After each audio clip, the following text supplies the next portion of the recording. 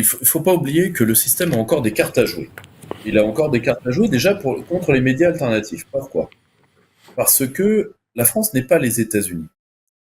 Les États-Unis, une partie des médias alternatifs ont pu se développer très très lourdement dans les 15 ans qui viennent de s'écouler, en deux assurances. Nous représentons une partie du business américain. Et ça, c'est vrai.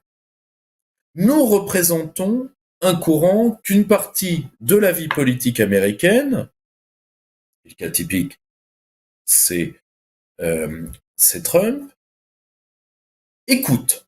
Même chose pour une partie de l'intelligentsia. Là, par exemple, il a quitté la France, mais il a été là pendant 15 jours. L'un des meilleurs amis, J.D. Vance, c'est Rob Deher, or, qui est l'un des penseurs chrétiens les plus influents des États-Unis. Bon, si vous voulez, maintenant, prenez le cas en France. Quelle audience, enfin, toutes les informations que nous faisons, vous, moi, d'autres, est-ce que les partis politiques d'opposition qui, aujourd'hui, pensent être à ça du pouvoir, utilisent ce que nous faisons? Réponse non. Est-ce qu'une partie du business a cassé le plafond de verre de la fréquentabilité bourgeoise? Réponse non.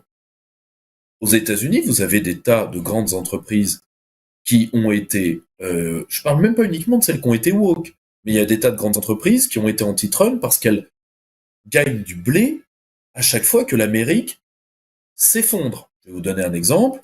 Big Food, Big Pharma, quand ils ont vu arriver Kennedy, c'est une catastrophe. Parce que imaginez que l'Américain moyen reprenne la santé, alors qu'on fait des ronds sur le fait de le faire crever.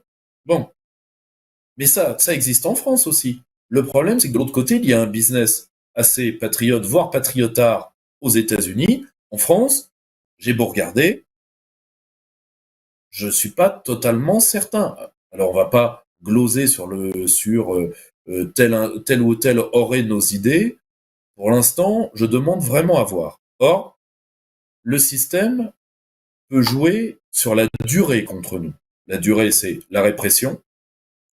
C'est aussi d'attendre qu'une partie du monde alternatif s'essouffle de manière économique.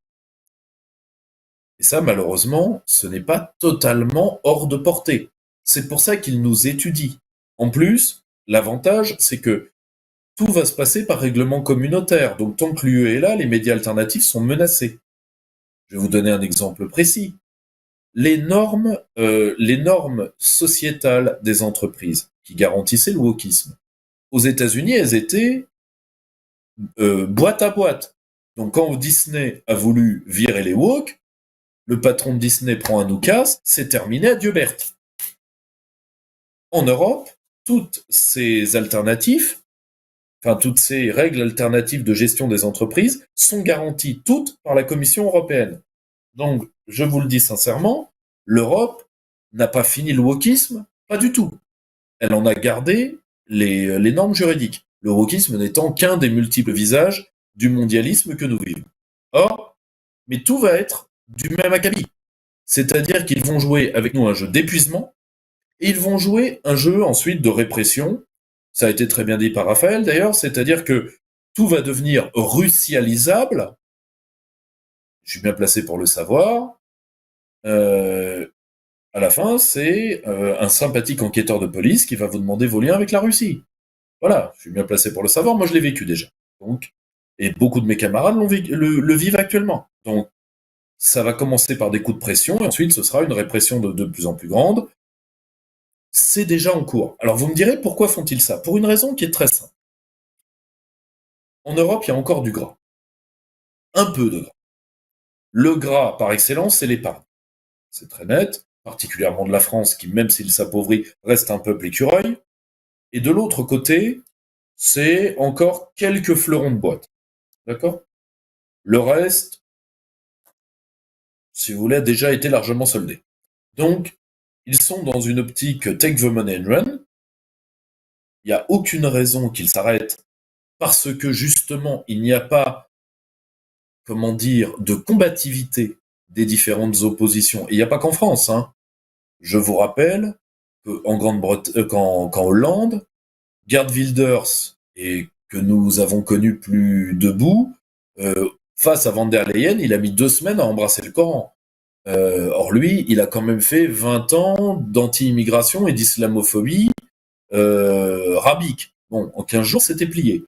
La plupart des leaders dits populistes européens ont des bilans de reddition plutôt qu'autre chose et des points-virgules, parce que n'oubliez jamais que la Commission européenne était l'embryon des rêves et des mirages du gouvernement mondial.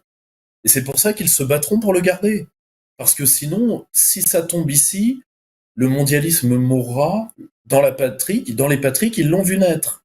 Et ce sera terminé. Je vous rappelle que la gouvernance nationale, en réalité, pour Trump, elle est déjà prête. Les organisations multilatérales, disons viriles, c'est-à-dire où vous avez, comme l'OTAS, où vous n'avez aucune supranationalité, qui sont juste de la négociation. Hein. L'OTAS, il y a quand même la Chine et les États-Unis en face à face, avec le Japon au milieu. Et c'est pas un truc de semi-homme, d'accord?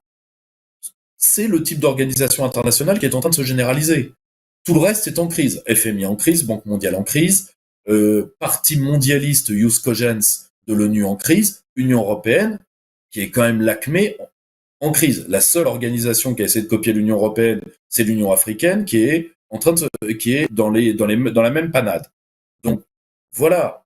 Ils vont avant tout tenter un rapt financier, d'accord, mais ils doivent garder le continent. Et ils ont encore des cartes contre nous. Ils ne les ont plus contre Poutine, ça a été très bien dit. Mais c'est même pas le but.